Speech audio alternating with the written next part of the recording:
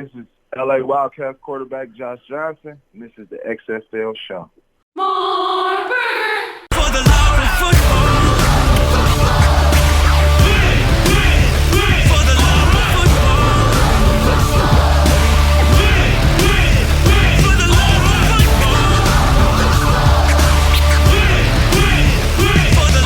football. Let's go. All right. If you smell what the XFL is cooking. Welcome, football fans. This is For the Love of Football, and this is the XFL Show. I'm Alan.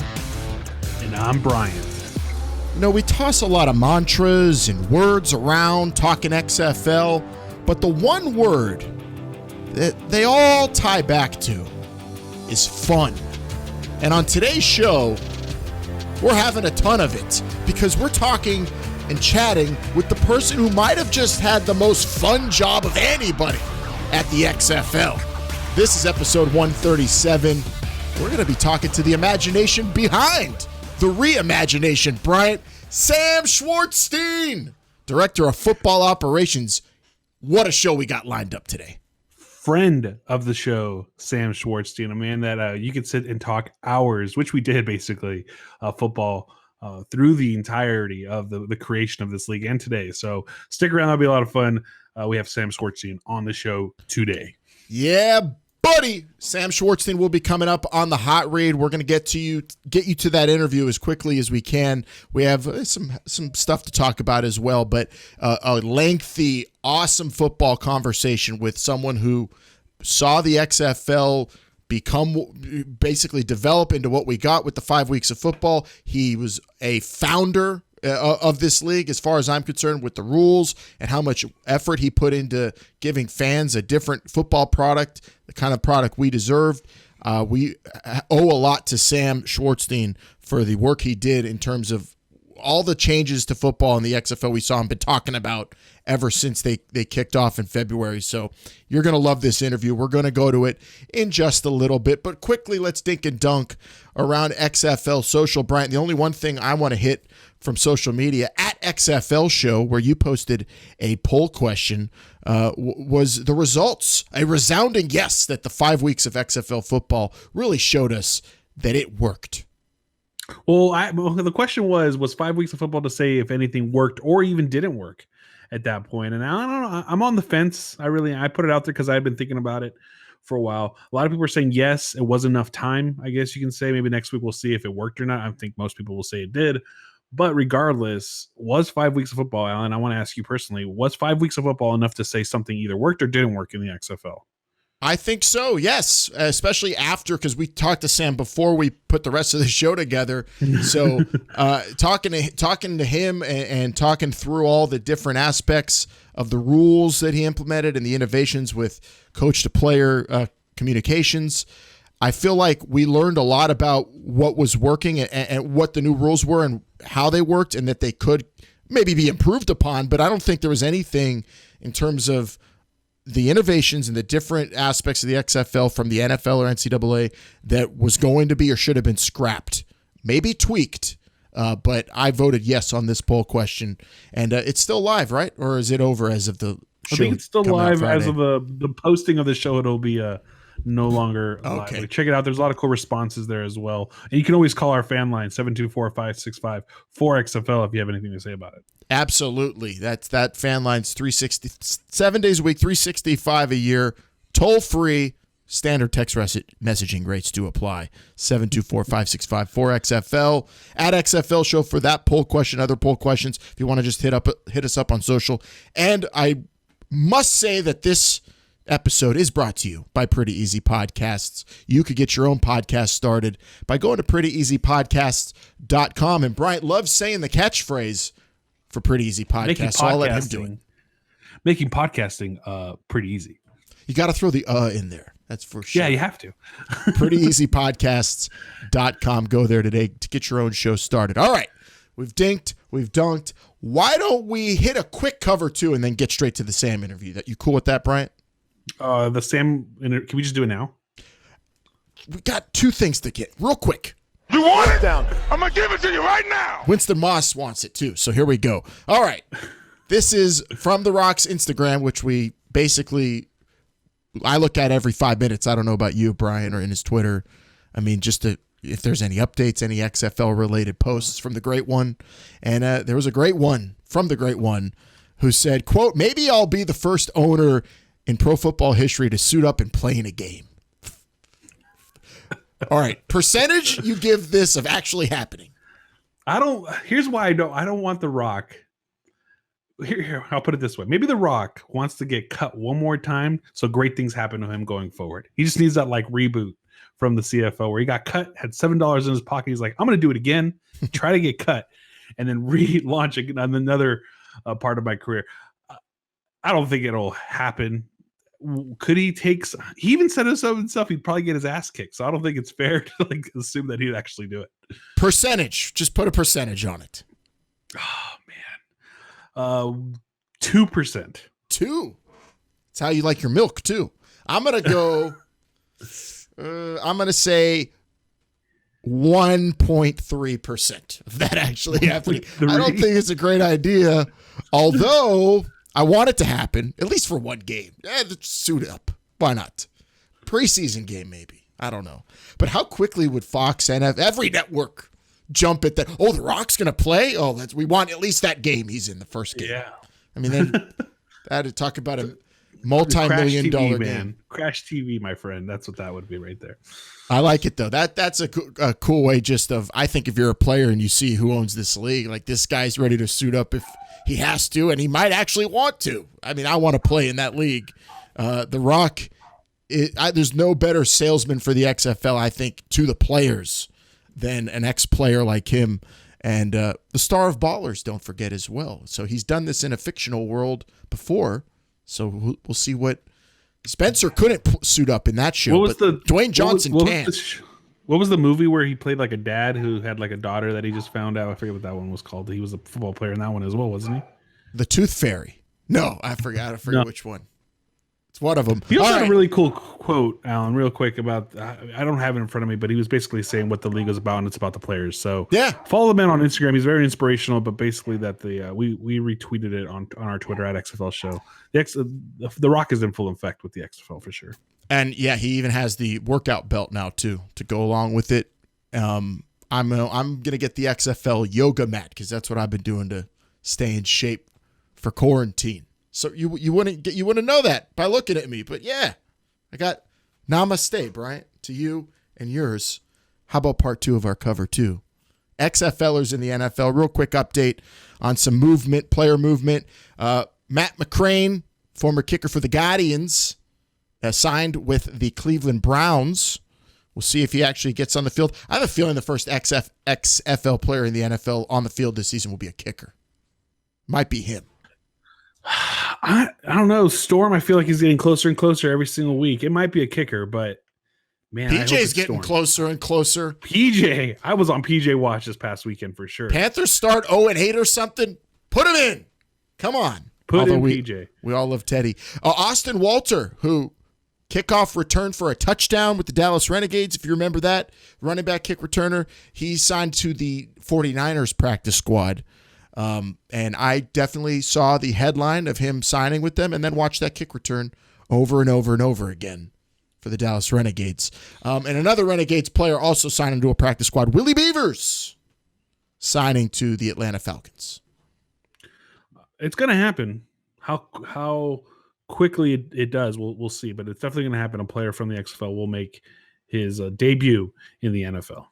And that does it for this week's cover, too. Like we said, we want to get you quickly to this week's hot read because this week's hot read is a lengthy, educational, informative, and just awesome interview with the director of football operations. We are welcoming one of the most important people behind the scenes at the XFL, Bryant, this week.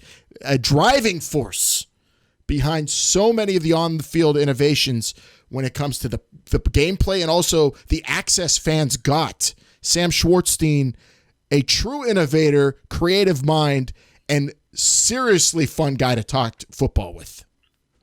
We've done it before many times, and this was no different than all those other times, which is why we love having him on the show. We talked to him during the draft. We talked to him at the summer showcases. I talked to him for hours during the training camps and things like that. We talked to him today, and it's a lot of fun. So we'll get to this hot read and just sit back and relax, because to hear what he has to say, I think he said some things that you probably haven't heard anywhere else. Oh, for sure. You're going to get some insight into the XFL, and just really, I'd say also get like a pen and paper and jot some things down, because you're going to learn more as a football fan whenever you're listening to Sam Schwartzstein talk. So here we go. It's this week's hot read. Director of Football Operations for the XFL in 2020, Sam Schwartzstein. Sam, welcome back to the show, man. Great to get your face on the show. How you been, man? It's been a while. It's been great, man. It's been, a fun summer. I've been spending most of the time with my family. I've lived in 7 homes, if you count training camp, where I was there for 21 straight days. So been all around the country, just driving around, trying to, tie up loose ends. But been great to see some friends and family I hadn't seen since working at the XFL. And now I spent more time the past 6 weeks at my parents' house than I did the previous 10 years combined. So this has been pretty awesome. I've seen on social media you've become quite the barbecue pit master. You've been watching the Food Network like I have, because I've been this chef now in the kitchen. My brother Max is one of the most eccentric people, and so when he gets an idea of something that he wants to dive into, he dives into it 100%. It's kind of the Schwartzstein way. So we got the big green egg, and now I don't think we cook any meals without the big green egg. And we watch YouTube nonstop to try and figure out what we can do differently, and we borrow and steal from other people of how to make some great barbecue. But it's been fun.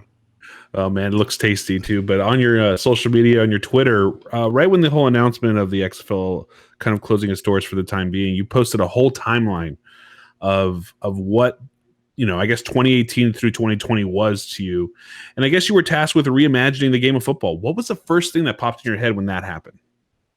Well, I did very similar things to what you guys did. Is I'm a big football fan, so when Vince announced what he wanted to have in a game, I was super interested. And there's probably some old Reddit posts of me just asking the public, what would you do, before I was even hired? Just like, because this is kind of what I was put on this earth to do, was to kind of innovate on top of football, and sports in general. So I was always interested in figuring out what to do, and there's some big cogs, and I want to know what the fans actually said. And what was nice is when I first got to the XFL and Oliver hired me on, I was the first football employee. The other people that had been carried on over and transferred from WWE, so I was the first actual employee outside of Oliver.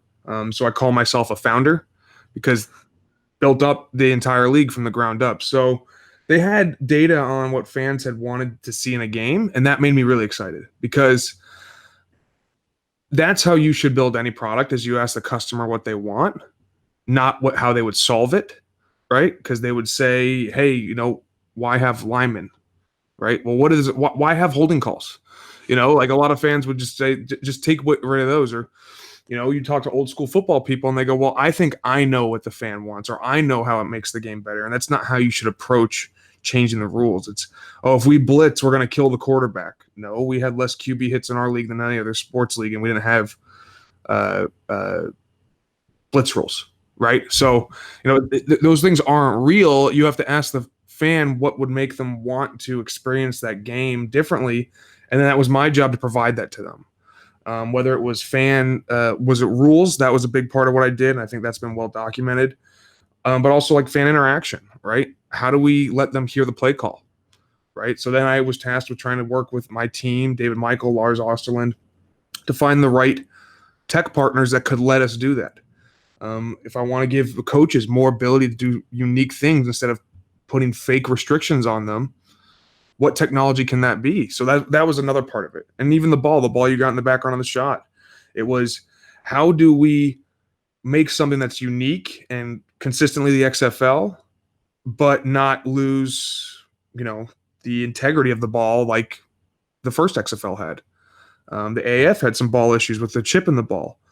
How do we make the best version of a football, but also not take anything away? And that was a big part of the whole development process. And then what was great was what I was promised from the beginning was, we're going to have time and resources to invest in these things. You have to just make it cost less money than we have already budgeted in, right? So they were going to spend about $1 million on testing. I think we spent over or under $100,000 in testing when I come in. So instant cost cutting, using partners like the Spring League, like Your Call Football, innovating different ways. And then also coming in and saying, why do we do the things that we do? How can we do them better? And then putting in a process to change it. So with the rules testing, it was true product development. I had my background in Silicon Valley, and it was true product development, bringing that energy and that processes to the league and to football had never been done before, right? They're basics. They're bread and butter in Palo Alto. But in the football world, they're brand new. They're crazy to people. Wow, oh my God, you're using data to back up every decision you're making? Yeah, I am.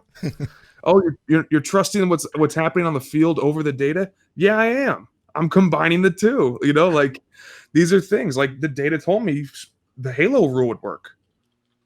Yeah, all you have to do is stop 5. It didn't. So that's when you adapt. Guys like Justin King, Brian Kilmeade, Eric Galco, we were watching these games as well as understanding the data to then push this through to give the fans what they wanted. And that was awesome. The energy that we had from the founding of it in the football side was to really bring the fans exactly a game they wanted, but not solve it exactly how they told us to, if that makes sense.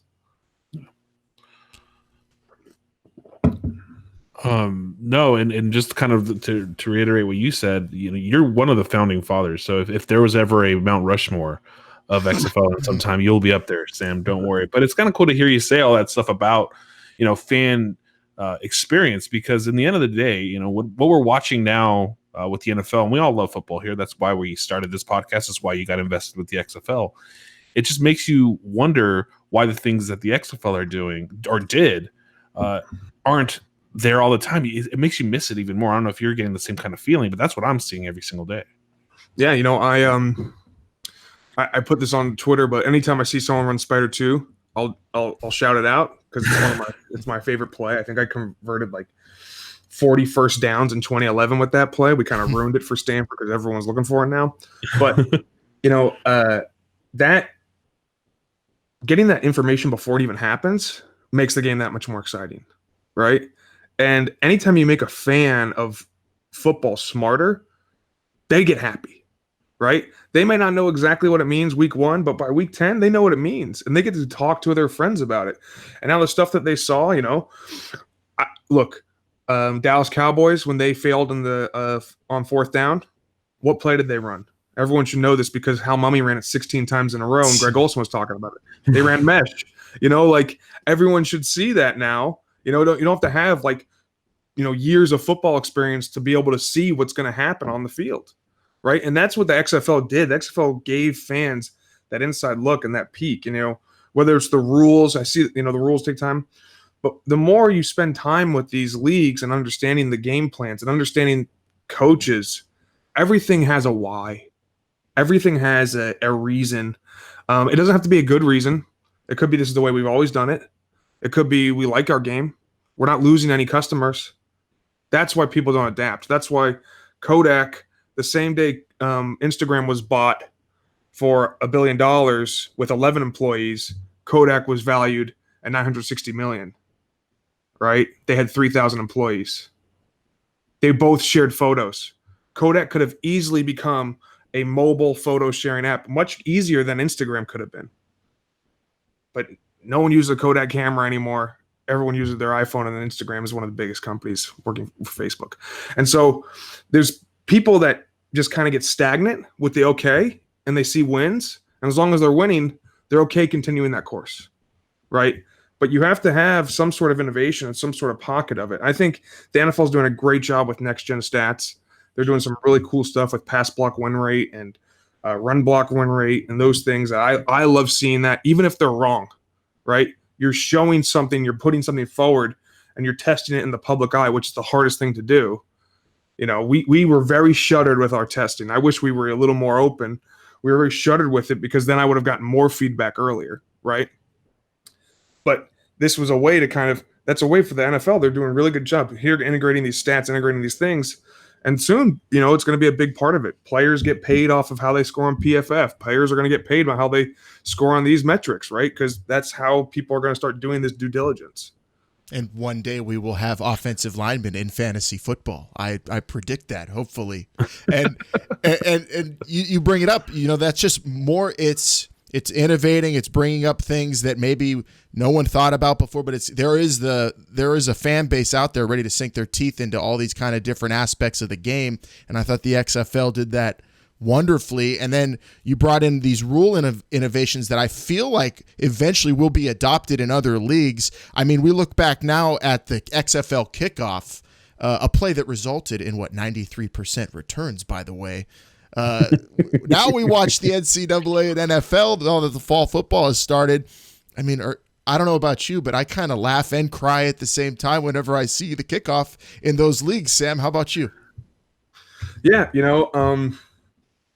It does. I have hope that it's going to be in every league at some point. I just think the way football is going, it makes a lot of sense to do it. It did suck the first time seeing a regular kickoff and it's just going straight out of the back of the end zone. Okay. It gives you a bathroom break, though, Sam. Like, that's how I see it. It's like you don't have to stay there for it now. It's in the XFL. You couldn't miss those things. You couldn't. Now you just got an extra minute. And that's a great point, Brian. That's one of the best. That was one of my missions there at the XFL was there should be no play that you can honestly miss, right? And that was a big part of it. I wanted it to be, and we called it meaningless plays or nothing plays. We had probably 3 a game that you could miss, right? That's when the coach decides to punt from the plus territory. That's the QB kneel. Or a spike. Spike, not so much, but a QB kneel. We didn't really have that many of those. We had a very famous QB kneel when they shouldn't have QB kneeled on fourth down. But we didn't have that many of those, and we went from the NFL having 13% meaningless plays to us having 3 a game. That's like 1.5%. That was a big deal for me because every play, did I have as much offense explosion as I wanted? Not until the LA Tampa game, really. Houston helped me out. But I wanted a little bit more, but that was going to come, right? That was going to come down the line. Years of experience. Well, that's what will help you get there. Coaches really understanding the rules, but it was seeing the kickoff now in the NFL makes me even more confident that we'll get to where we are with our kickoff. I think onside kicks staying in the game instead of doing the 4th and 15 was also proven last week that is the right way to do it. If you just go to Coach Kevin Kelly, who helped me out with my rules immensely, and watch the copter kick, we can keep that rule in. It's not a dangerous play if you're kicking it a different way, a better way even. So, when the AAF got rid of the kickoff and then went to the 4th and 15, everyone was like, okay, let's do it. But that's not truly the game. Right? We could have gotten rid of kickers altogether. From a business standpoint, I saw, okay, 3 players per team I don't have to have. Punter, long snapper, kicker. I don't have to have any backups. That's times 8. That's 24 times the guys have to re-sign for injuries. Let's get to 30. That's all those salaries. I can then dump them in somewhere else so I can save Vince money. But no, that wasn't football, right? That wasn't the game what we love. And it would be hilarious to call it football if there was no foot being involved in the game at all. Right. And so, it's taking the hard problems and doing the hard things. Ben Horowitz wrote a great book called The Hard Thing About Hard Things. And it's about finding those hard tasks, those problems, and trying to work really hard to get the great things out of them. And that was a fun part of the XFL. It was. I think the XFL really did a fantastic job when it comes to the rules. And, you as a founder, keeping the foot in football, keeping football, but providing us fans something new to look at and sink our teeth into and look and maybe realize, oh, this is a better way of doing it. I think a lot of people at the end of it were, left with the XFL rules, at least saying, I liked all that. There was really nothing. We tried to debate on this show, like what wasn't working, I wanted to see more of it. And I'm sure there's data that you were probably waiting to see with 5 more weeks of football, but I think as well, people in the NFL, in NCAA, high school football. I feel like some rules you guys came up with, Sam, rules you came up with yourself, will be implemented in these leagues. And I'm hoping you will really take great pride in that if that eventually happens. I'm anticipating it happening one day. Hopefully the kickoff in the NFL, most importantly to me. Yeah, I mean that was a big deal for me, and changing the game. That's what Oliver pitched me right away was, hey, we'll have an opportunity to be the leaders in how the game should be played. We're not going to have Patrick Mahomes throwing passes for us, right? But we can show this is the way the game should be played. Biggest problem in college football, outside of their touchback issues, is sign stealing. The teams with more people on staff can steal the signs better because they don't have coach to player, right? Can't really steal signs in the NFL because they're holding the mask up over their face. They can't lip read, and then you have coach to player. So you get more innovation, right? There are a lot of big times where guys jump balls in college football is when they jump a route, right? Those big signs that they hold up with the 4 pictures on them? Yeah. I would say 95% of them are just to block the skybox behind them from stealing signs. But if they use coach to player, we have the whole Houston Astros issue where they're stealing signs. Why can't the manager send the signs in to the pitcher in a headset? We could then hear it as well. You could tap into that. You don't have to hide. You don't have to do signs. These are the kinds of things that I think will permeate through the rest of sports. You see that, PLL did a great job. Paul Rabel and his brother Michael Rabel, they did a great job with the lacrosse league, giving more access. You have Athletes Unlimited doing a great job with access and giving the people what they want, and then putting on top of it innovation for softball that makes it more like an all-star league. So everyone has individual scoring, and it's trying to change up the game. Now, I don't know if it's going to work. There's some business model aspects of it that if you make it less about the team, that you can't make as much money, no franchise fees. If you make it about the player, not the team, that's how the MLS makes most of their money. Gambling you can't really do because there's a system that's being gamed by the players. The spread's not as important to the players as winning innings, right? So it's hard to get there, but they're trying new things. I think sports will get that way because it's going to become, as live TV becomes more needed, because Netflix and other places are putting great catalog content on their platforms, the live sports will have to innovate to kind of make it, again, more exciting. Yeah, I saw it during a baseball game where they tried to interview, I think it was a Dodger, their baseman. It just didn't feel, I don't know. It just didn't seem like they went through the motions of doing it beforehand, so it was a little awkward and whatnot. But Sam, they did a lot of stuff in All-Star Weekend. Ed Placey and Bill Bonnell, we talked to them a lot at ESPN about, how we could do that. And we didn't want to do anything while a player was in the field of play, right? That's too much. PLL does that. Football is too much collision sport and too cerebral for that to happen, and there's not as many true lulls because even when you're in the huddle, you're talking about what's going on, down and distant, things like that. So the baseball lends itself to do that much more. But Sam, when coaches were brought on, let's just be kind of honest here. Some of the coaches struggled a little bit with when to go for it on 4th down. When is the correct time to punt or not? There was not a lot, but there were some struggles. Who was tasked? Was it you or what was the process when you brought on a coach to kind of help them get acclimated to all the different rule changes you guys were trying to propose? Because at the end of the day, you can make any rule changes you want. If the coaches don't adapt to them, it's going to look like mud out there. Yeah, no, it was what if I called every play for every team? We would get the exact game that fans would want. That's a solvable problem. I could do that.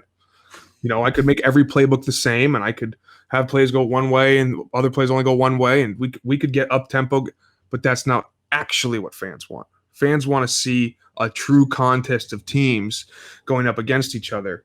I was tasked with getting the coaches acclimated and get them on board, but you have to understand from coaching standpoint, coaches train coaches, so they learn from their leaders and their idols, and that's how they get better. And then the coaches we had were successful at every level of football, right? Every single one of them had won their division at some point or won a championship. And they got rich doing that. You know, like that's the best way that I can put it. You know, so why would all of a sudden they change now? Adapting to the rules is hard for them because they don't know if it's truly going to win. Because I won doing it the other way, right? Now, outside of one coach, every one of them have been fired as well, but also been rehired, right? But they have a method to their madness, and you can't deny that that was what made them successful. So that was a hard part of getting them. And then as Houston starts going for 3 more and they're having success, the best coaches are the best thieves, and they start going for it. Oh, the number one play. So then, what we had was we had a great relationship with PFF, and they would pull reports for me all the time. And, I would talk to all these coaches, and I would give them that information. Hey, mid-season, hey, here's when you should go for it on 4th down. Wait, can you explain to me why I should go for it from my own 40? I go, yeah, I can do that. Right?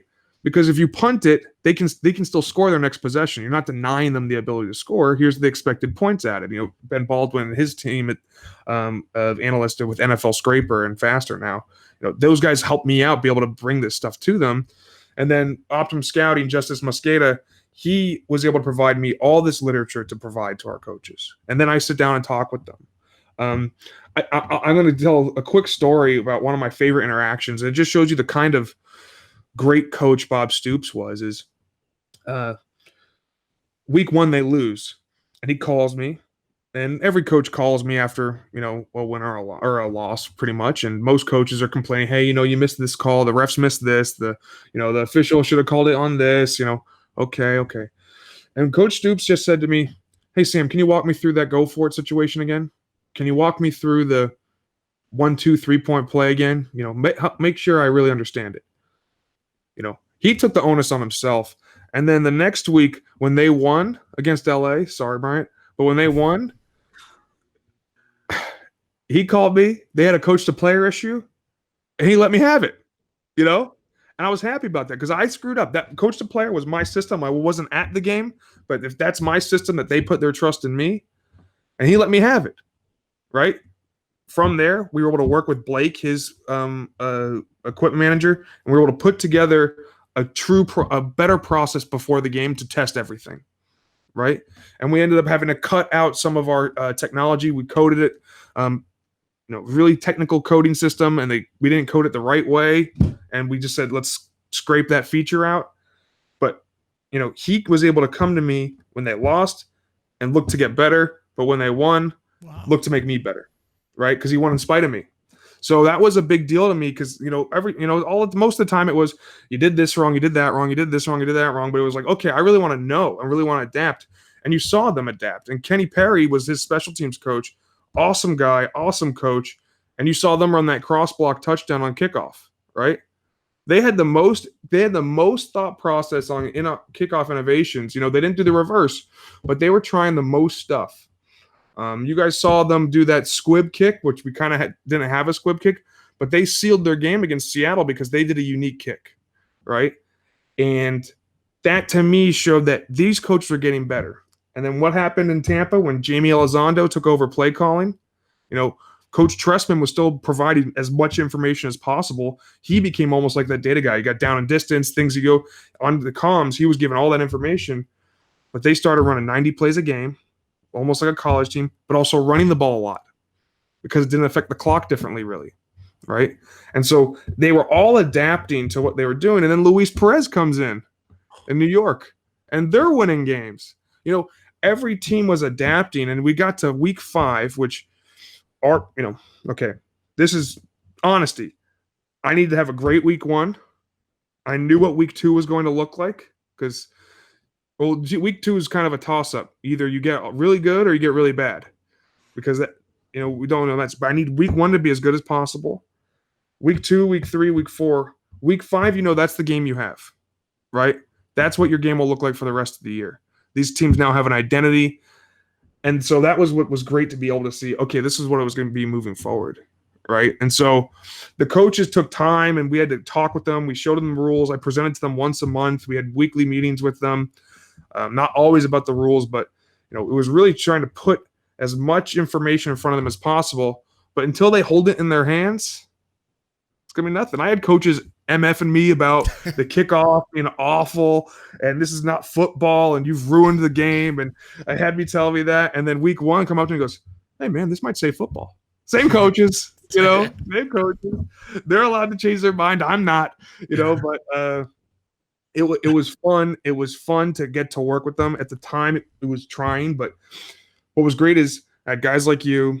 I had fans that I'd talked to. I'd shown some of my buddies in media some of the rules, and everyone was like, it looks weird, but this might work.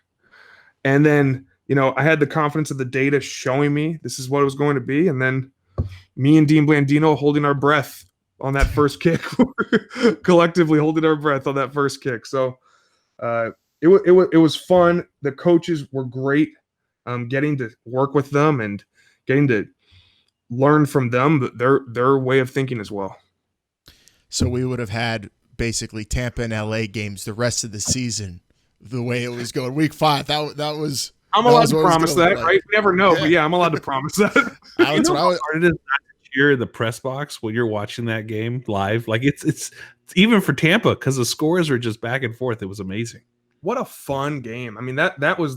I'm really happy that happened, and I got to be there for it, because that game.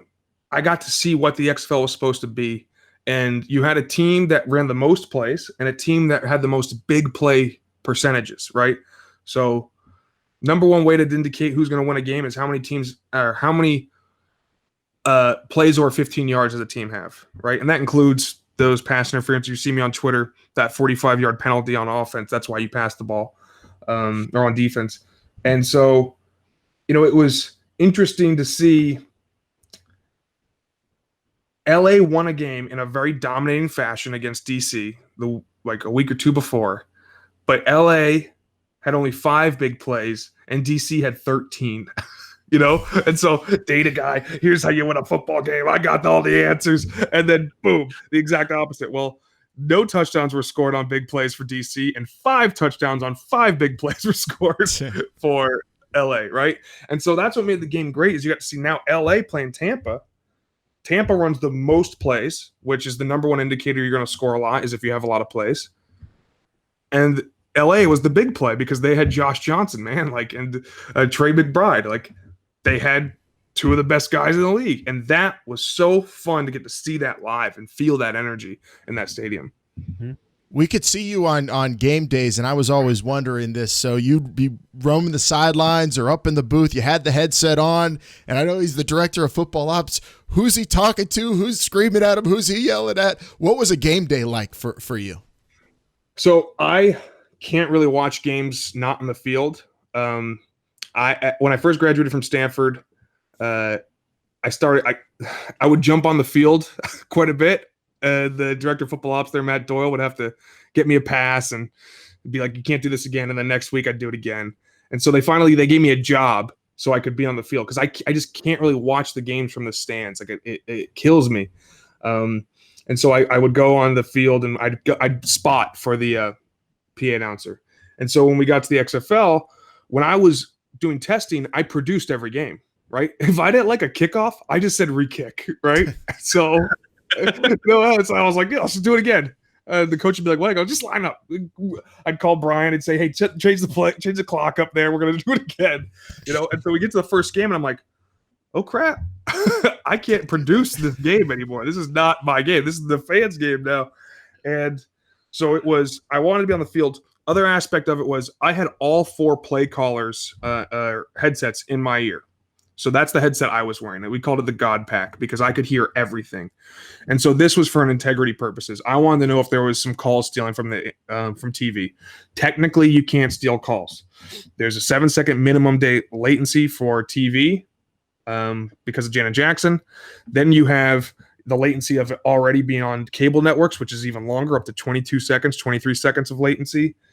So I knew they couldn't be stealing calls because all that mattered for the call being stolen is in the moment. Right? Unless they say, I'm going to call this play 3 plays from now, it doesn't matter. So I'd listen in to see if I could have any integrity issues. That's what I had. But it was like watching the game in the Matrix because I'm hearing both sides of it and both sides trying to figure it out. And, just that was a real fun part of the game for me. There's nobody who had more fun on game days than you. I knew it. That's the best. I mean, we were enjoying watching TV, hearing one coach at a time. You got them all in your ear. I was so jealous of you. We saw you on game day in DC week 1. It was just, I was like, man, that guy's having. So that was a funny one. I was tasked with getting the football for the Pro Football Hall of Fame at the first kickoff, right? So I get it. I'm happy. I'm walking around with it. I got the football under my arm because, got to have the 6 points of contact. And I'm hearing this guy screaming at me, Sam, Sam, Sam. And I'm like, what? And I turn around. It was like a guy who had come to like a fan event in DC like 3 months prior. And he was like, you're the most overdressed effing ball boy I've ever seen. Because I was in my suit, my stupid giant Lucky jacket. And the guy was ripping me for that. And then I had the ball under my hand. And I thought I saw the ball, a kickoff, bounce in the end zone and go out. But it actually bounced in the field of play and then go out. But I start screaming at the official, why is the ball being spotted there? Let's move the ball. And I'm on the field. And the guy was like, no, you're not wrong. You're not wrong. I got a text from Brian like, hey, bro, they got it right. Don't worry about it. Don't worry about it. I was like, okay. But I was ball spotter as like a watchdog too. Maybe that would have been good. Just they be like, hey, you guys, maybe next time. Yeah. I did ball spot in our trials because, cutting costs. So I have still have plantar fascia from that. I should have submitted a workers' comp at the time. Well, Sam, let's talk a little bit because it's great talking football with you and having you back on here because we miss it all. We all do. But let's talk a little bit about maybe something that you might have wanted changed that you thought would have been great. Maybe it wasn't as good as you hoped for. Were there anything that you needed tweaks? Maybe I think something that I noticed was like a penalty on a touchdown, right? Or on the conversion. What happens to the kickoff after that? Anything like that you can think of that you'd want to tweak? That was the hardest one to figure out. Because they assessed it on the kickoff, right? But they would only move the kicker, right? But that doesn't truly affect anything, right? To the untrained eye, that doesn't truly affect anything because they can't move. Well, why did we choose the 35 as the kicking spot when I tested from the 25 all the way to the 50? Every yard marker was tested that was on a solid line, right? Not a hash. Okay. If you're closer to the kicker or to the area, you have way more ability to place the ball. If you're able to kick it in the field of play and have it roll into the end zone, they get the ball at the 15, not the 35, right? So just tell your kicker, sky kick it, have it land at the 10 and have that ball roll in, right? That's the hack to it. But they would all just try and kick. They just would tell their kicker, just kick it and kick it out of the back of the end zone. Right? They thought there was no perceived benefit. What everyone else said was bank the penalty. So if it's penalty, bank it. So now you have this 15-yard penalty on the receiving team. Wherever they get the ball, you just take that spot and you move it back 15 yards. What happens if they bring it out for a touchdown? Do you assess it on that extra point or do you bank it again? Now they have another penalty. Do we rebank the bank for the bank? Or how do we bank that bank? So that's what everyone wanted to do. And we decided, Dean and I talked about it. Let's just say, like all rule changes, what can be solved with education? What can be solved with technology? If neither of those can be solved, use a rule change, right? So the rule change is the last line of defense you really want to use. And so that's why we decided to stick where it was and use education. Was that would have been where moving forward? I don't know. We could have gone to the bank rule because, we had 2 kickoff returns over, I think, 100. So you have a 2% chance to have this bank situation. Is that enough to solve it? I don't know. Maybe we would have gotten better kickoff returns. Maybe we would have seen one a game. I don't know. So I still think we were in the right there, but that's where coaches need to understand what they can use more valuably with that kicker up front, right? And how do we better do that? There is risk involved, right? But I had a coach told me he didn't like the rule, so he said, I'm just going to tell my guys to get a penalty on every touchdown that the other team scores.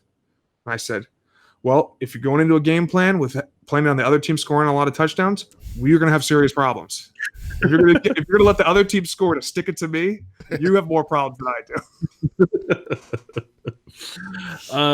What about? I mean, we've talked about pretty much every rule here, Sam. About so I don't know if this answer will be different. But what was the one rule that you would consider like your baby, the one you were most proud of, the one that you could say, "Hey, this is the top one on your resume." I guess you could say. Yeah, when we put your Mount Rushmore here, at least in my office, I'm gonna put the Mount Rushmore. Your face will be there. I want to have carved out.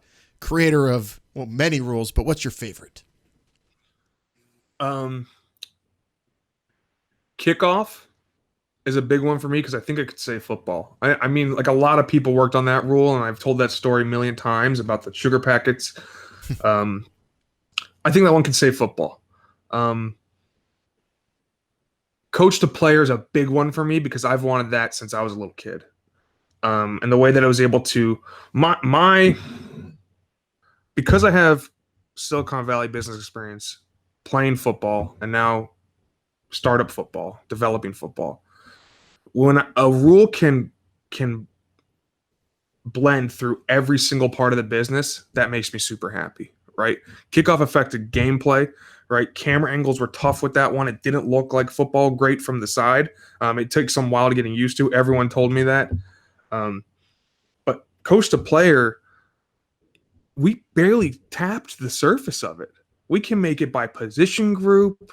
You can make it opened up. I have a full suite of technology. I can't discuss it here of how I would build it with better tech, with more influential tech that would provide even more information to every single fan. Like I have a prototype of it. I was ready to just go down. We had a 5-year plan on coach to player, and we just did the bare minimum. I'm talking the bare minimum. I mean, other leagues do differently, bare minimums, but what we saw was the bare minimum of how we could use coach to player. So those two pieces I think are really important. I think punt you could really solve with education because you should pretty much always go for it once you get past your own 40. That's what math tells you. Whether people want to argue with math or not, that's what math tells you. Or also, especially with the amount of offensive head coaches, if you mean you can't get so there was a coach that during testing said to me, team had it on the plus like 49. And they're like, so wait, you're telling me on 4th and 7 I should go for it here? I go, coach, you're an offensive coach. If you don't have a play that can get you 7 yards, I don't know what you're doing here. Like you can't tell me you don't have a play that gets 7 yards, right? I know it's hard, but come on. And that really can be solved. So, but what was really great about punt was it was a true team effort. We had this halo, and I was trying to manipulate all the rules. And the CFL is made by design how it works. But I was trying to take away some of the really weird things like the rouge and onsides. I'm not going to get into what those are, but they're very weird. They're very weird. And so I tried to manipulate other rules to take on top and go, no, the best way to solve what the CFL was doing was the rouge and onsides. That's why they went with the rouge and onsides. So I had to commit. So we were watching. I had Justin King and Brian Kilmeade and Eric Galco. They're watching the Gunners on when they release. And we said, oh, that's an easy rule. Just limit when you can release. And it's not new. So what we didn't want to do is have to teach our fans new things. So fans don't know that the reason why they see more shield punt in the college football is because any player can release once the ball is kicked. So that's why you don't need anyone to block except for those 3 fat guys in front of the punter. Then you have the NFL, which only lets the Gunners release. So we just said, oh, let's just take it one more step and say no one can release. That's not too foreign, right? And that really, we were like, oh, crap. We went from creating a 5-yard halo to an 11-yard halo, right? And so that created more opportunity than even the CFL had with their halo. And we had no guys having to stop short. We just told their guys, you get to run as fast as you want, but not when you want. Right? It was a little bit different. Instead of teaching guys to slow down and just create more penalties. We had less penalties on punt than other leagues, and that was a large part of it. Those 3 rules, probably my ones I love. I mean, the timing rules was a big task for me. That was the whole team and Syracuse Analytics Club and watching a lot of football. We had over 50 games processed, and how do I once we got. I was told we weren't going to have big TV partners, and then we got the biggest TV partners. And so, the easiest way to get a 2.5-hour game is get rid of 45 minutes of commercials or 52 minutes, right? That's how I get my 3:12 to 2:30. Easy. Wow, pat myself on the back. Now we have commercials, and I have to get the same number of plays as the NFL so I can predict the same amount of scoring and have the same commercial load. Okay. That's when we had to do a lot of math. We created a predictive model. I changed the rule in the last week of training camp because there was some mess up, and then we got to a 2-hour and 51-minute game, and boom, it was perfect. If you scored 50 points or we had over 15 penalties, it would have been about 3 hours on the dot. And that's why we had that LA game. We had the big injury to one of the players. LA went over 3. But that one was one that I can't watch football without watching the play clock or the game clock anymore to try and predict it. You guys can have fun with this now. 1 minute of game clock time is 3 minutes of true time. It's about a 3-hour and 15-minute game. Half time's about 14 minutes. So you take that 60-minute game to 3 hours, 1 to 3, right? So you guys can now watch. Now, the 2-minute warning takes a little bit longer, but you can try and predict how long this game's going to go based on how much game clock time is left in the game.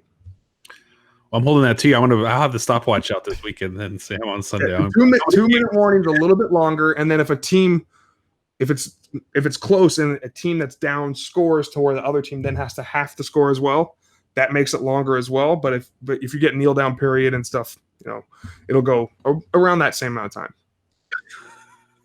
Alan, you do the next one. I'm a little.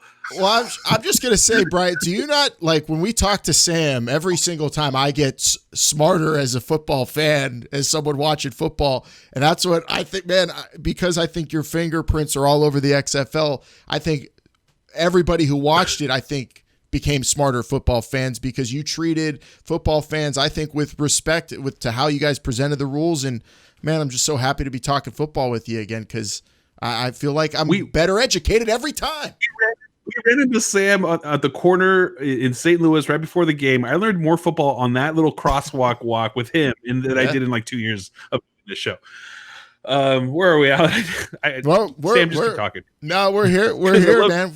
We're at the end. We're gonna let you go, Sam, man. But because we want to save it. We know you're still conjuring up some ideas, and you got plenty to work on. And when the XFL comes back, whether you're involved with it or not, man, we know that you are a founder of what we know the XFL as now. So we appreciate you for sure. No, it's fun. It's always fun talking with you guys because what was really because we didn't have every football fan watching us, and for some reason, a lot of football fans weren't rooting for us. You guys, Mike Mitchell, some other guys that followed us rooted for us because they wanted football to be better. You guys didn't know me from Adam when I took the job, but I already knew that when we would talk, you guys were rooting for us. In my mind, I was like, there's nothing to write about. Why are they writing about us? Why are they podcasting about us? But it was what made it cool is the community that we did have of people rooting for us were people that cared so much about just more football and making the game better. And everyone had the idea of what if other leagues approached this league innovatively, and I want to do innovation. I want that. And when we talk to our fans, the 2 words that came up the most about why they like football over other sports is innovation and strategy. Well, they never know the strategy for a lot of coaches. They question it, what they do all the time. And sometimes we have 80% of the play callers in the NFL come from the same coaching tree. So how much innovation is actually taking place? And so that was great for us is we tried to have innovation. We had 2 of the biggest innovators in coaching in Hal Mummy and June Jones, coaching against each other in the Texas Showdown or whatever the hell we called it. That was a big deal to give that to fans to see that. Now, when fans found out that the air raid is just calling mesh 50 times, it's a little bit different. I think AJ Smith, one of our great offensive coordinators, he'd get mad at me if I said that because he'd be like, no, we call 50 times a game, But that's my favorite play calls. At Stanford, I had like these gigantic play calls. Pep, you probably heard Pep call these gigantic play calls, and then you go play against Hal Mummy, and he just goes 6. It is tiny. Yeah, that's all. The tiny card. Go fast. Do it again. 6. Quick play call. Yeah. We put it out on Twitter, asked anybody if they had questions for you. And without asking you this question directly, because I don't feel like it's fair, but I will say this. I will ask you this. What do you see your future in football being? Is it more innovations? Is it, what do you see yourself doing, next year and then the years after that? I'd love to be involved with football. Still, I think that I want to be in a role that I look for the right role that is in the right organization. I got to work for Oliver Luck, my best friend's dad that I'd known for 10 years before I took the job. And he's one of my closest friends. And that was important to me. I want to be around the right people who want to do things differently. I mean, just talking to me, could you imagine me going to a place that's like, yeah, we're not going to use data to make any decisions. We like the way we're doing things. So I need to go to the right place that has the right role for me, whether that's in football or esports, or other opportunities as well. I had an esports background. I was almost a coach of a League of Legends team years ago. I borrowed a lot of thinking from esports to see how they were able to build from a grassroots bootstrapped type of league to where they are now as the biggest sport in China. So there's different avenues for me to go. I want to make sure I'm with the right team or right league that's willing to innovate and not willing to look at what they have as a commodity, because football is not a commodity. The other leagues were not as successful as we were. I know we didn't get as many games to AAF, but we were going down that path because we were not just cutting it off or making assumptions. It was because we were willing to do little things a little bit more innovatively. Well, man, you always have a place to talk football here with us if you go into another realm, for sure, and we appreciate all the time and all the hard work you put in to give us 5 amazing weeks of football and all the stuff we talked about before kickoff even. So wait, every time we do this, I still have to ask, Bryant, you brought up that penalty after the touchdown. Alan, anything you would have changed? Ooh, anything I would have changed? I mean, we've had this talk on the show before. I mean, I would have just, if I was in your shoes, been yelling at the coaches to go for 3 every week when they called me and started yelling at me, because I'm sure the data was telling you so. You know what was the coolest part of the go for 3 one that I liked? And it goes back to the pass interference penalties. Where was the 3-point play taking place from? The 10-yard line, right? What was the average spot a 3-point play was being attempted from? 7.5, I would assume, somewhere in that range.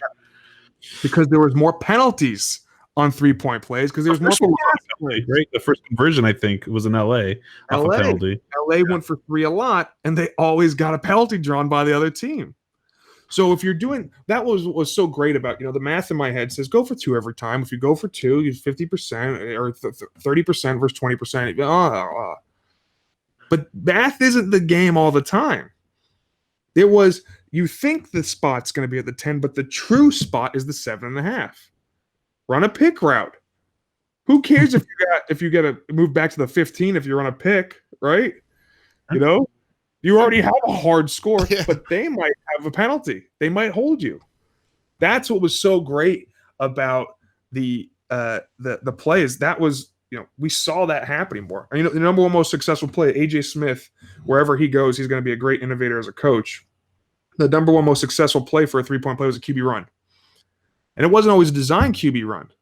So now when you're watching the NFL, when you're watching Dak Prescott, Lamar Jackson, Russell Wilson, Josh Allen, when they get to the 10-yard line, start watching if they're going to run a QB run.